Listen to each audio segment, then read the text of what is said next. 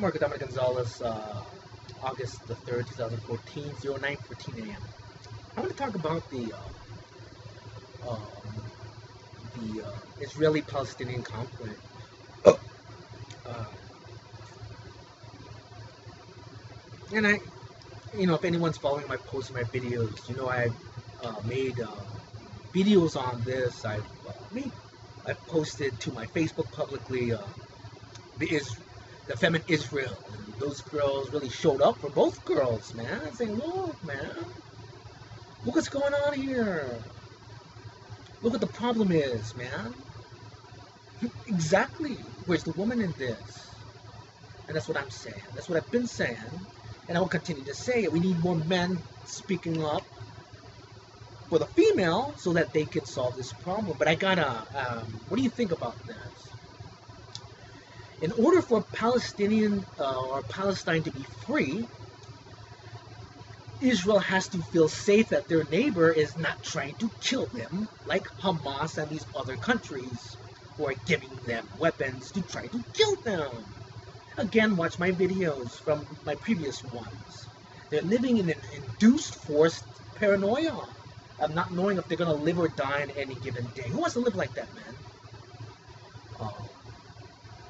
And then they're saying, well, then, but they're a problem. Look what you're doing to them, man. And then not only that, I've talked to too many Israelis over the years in the late 80s. Terrorist groups in Palestine were using schools and civilians as shields in the late 80s and the 90s. Look it up. And I've talked to too many Israelis that have been in the military to say the exact same thing, and they go like, and then we can't do anything. And then like, I've done too many conversations. They say, Donald, you know what? They put it in the school, and what are we gonna do? And then, you know what? They don't care about the people. That was happening in the late 80s and the 90s, man. And I got it right from the individuals there, or even conflicting to themselves and say what's right and wrong. But they're trying to kill our kids. They're trying to destroy our schools. They're trying to do all that to us, man. But to see, I mean, someone just posted, I made a Feminine Israel post, and someone put a child, and oh my God, lost their family, and oh my God, you look at the child, man, and you can, it's just a child, anybody sympathizes with that, man. You see, my God, but that child is the Israeli child, is the Palestinian child, is the child victim of terrorism and war. That's that child. That's that child. So when I look at that child, I see the Israeli child, I see the Palestinian, I see every child, the Syrian child, every child that is just a victim of the alpha male psychopath that wants to control. Another thing, I was watching Meet the Press with David Gregory, and he was with the ambassador to Israel, and the ambassador to Israel says, well, they just had I guess the ambassador or some high-ranking person from Palestine. He couldn't say yes. He couldn't say yes to Hamas being the problem because he'd probably be killed because he's afraid. He'd probably go there and be murdered. His family will probably be murdered. And those are the people in charge. So,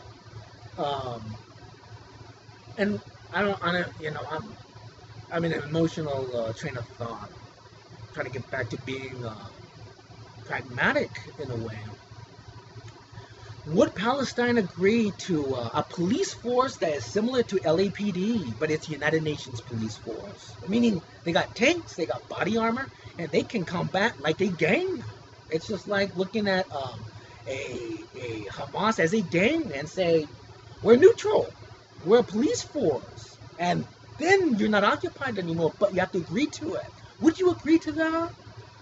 Would you agree to a United Nations police force similar to like LAPD or the New York cops? They got equipment, and if there's a problem, they're gonna secure those schools. See, a question I have is, why weren't those United Nations schools secured with security to prevent someone from coming in and launching a bomb? Nobody talks about that. I have a question. Why? Don't you have a question? Persons watching this video, ask.